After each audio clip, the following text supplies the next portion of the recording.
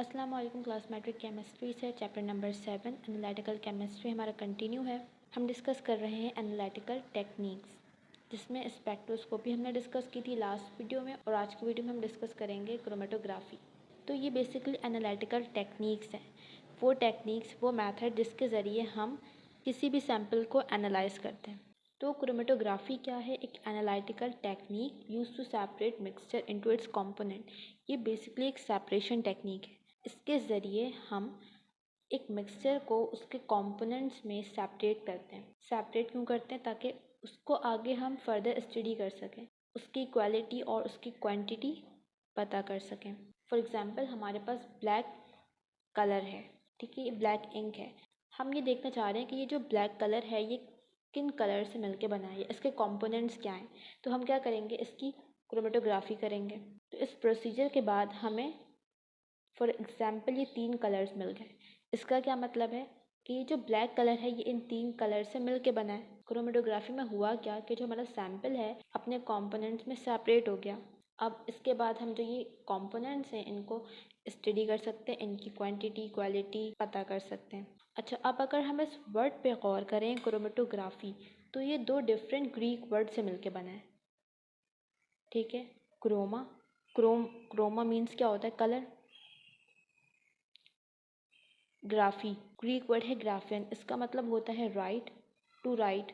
तो इनिशियली ये जो टेक्निक है ये यूज़ होती थी कलर कंपाउंड्स के लिए, तो इसीलिए से हम क्या कह रहे होते थे? क्रोमेटोग्राफी।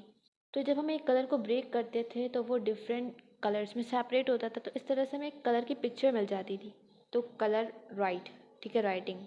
अब आगे ये फर्दर और मॉडिफाई हुआ, ठीक है। तो उसके बाद अब जो ये प्रोसीजर है ये बहुत से डिफरेंट कंपाउंड्स के लिए हम कर सकते हैं।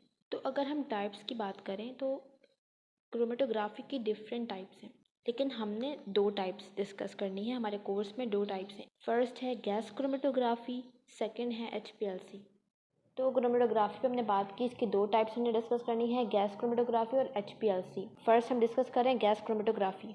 अगर इसका प्रोसीजर देखें तो first time John Potter Martin ने 1950 में गैस क्रोमेटोग्राफी का प्रोसीजर इंट्रोड्यूस किया, ठीक है। अब ये गैस क्रोमेटोग्राफी है तो इसको हम यूज़ करते हैं ज़्यादातर गैसेस के लिए या फिर वोलेटाइल लिक्विड्स के लिए। वोलेटाइल लिक्विड्स ऐसे लिक्विड्स होते हैं जो रूम टेम्परेचर पे गैस में कन्वर्ट हो जाते हैं, जैसे कि पेट्रोल, ठीक है।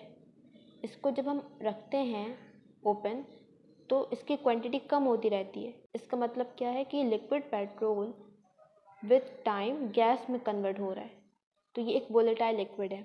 अच्छा, क्रोमेटोग्राफी हमारे पास कोई सी भी होगी उसमें हमारे पास 3 चीज़ें लाजमी होंगी। एक हमारा सैंपल है जिसको हमने सेपरेट करना है। दूसरा है स्टेशनरी फेस।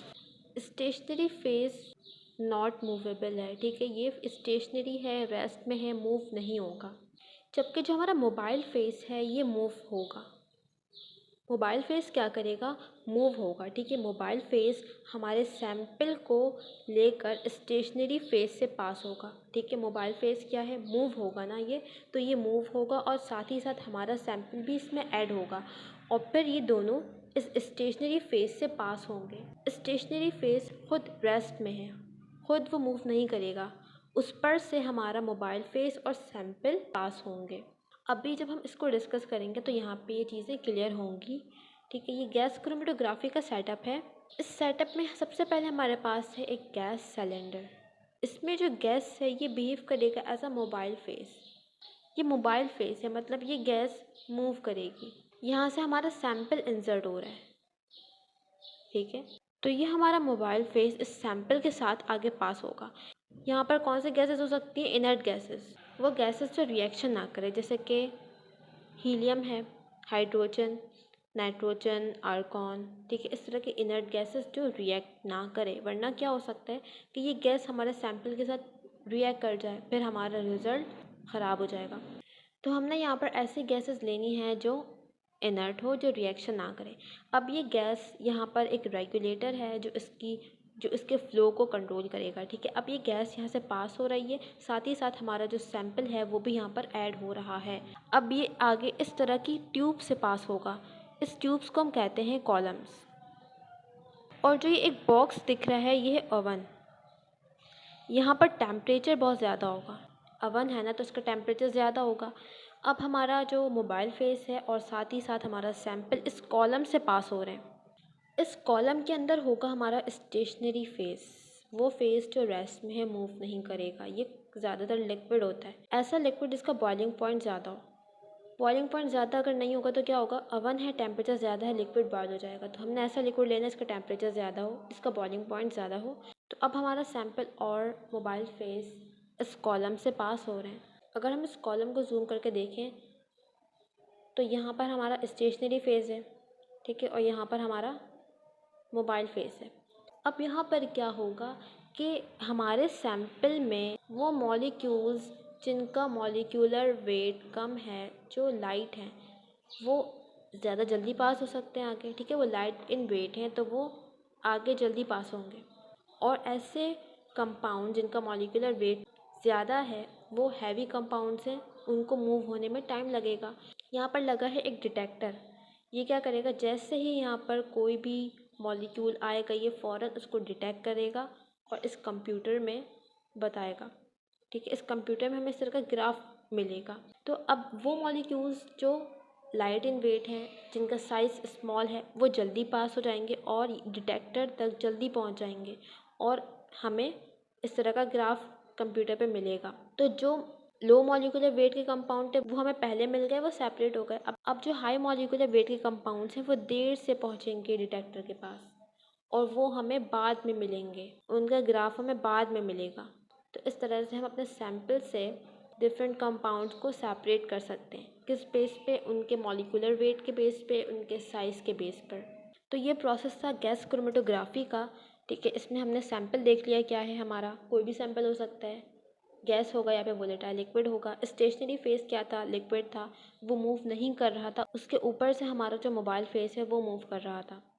दूसरी टाइप हमने जो डिस्कस करनी है वो है HPLC, high performance liquid chromatography. यहाँ पर भी हमारा एक सैंपल होगा, ठीक है, जिसे हमने सेपरेट करना है। एक स्टेशनरी फेस होगा, यहाँ पर स्टेशनरी फेस सॉलिड है, सिलिका हम यहाँ पर यूज़ कर रहे हैं एज अ स्टेशनरी फेस।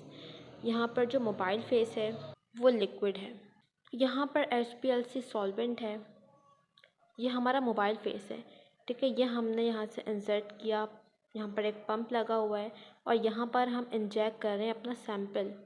यहाँ से मोबाइल फेस आ रहा है, यहाँ से हमारा सैंपल, यहाँ पर दोनों कंबाइन होके एक HPLC चैम्बर से पास हो रहे हैं। HPLC चैम्बर है, यहाँ से पास होंगे। यहाँ पर है हमारा स्टेशनरी फेस सिलिका। अच्छा, ये जो सेपरेशन है ये है पोलैरिटी के बेस पर। सिलिका एक पोलर कंपाउंड है, तो यहाँ पर हमारे सैंपल में ऐसे कंपाउंड्स जो पोलर हैं वो इस पोलर सिलिका से अट्रैक्ट हो जाएंगे, ठीक है, और उनको मूव होने में टाइम लगेगा, उनको मूव होने में ज़्यादा टाइम लगेगा। लेकिन ऐसे कंपाउंड जो नॉन पोलर हैं वो इस सिलिका से अट्रैक्ट नहीं होंगे और वो जल्दी पास हो जाएंगे, जल्दी पास हो जाएंगे।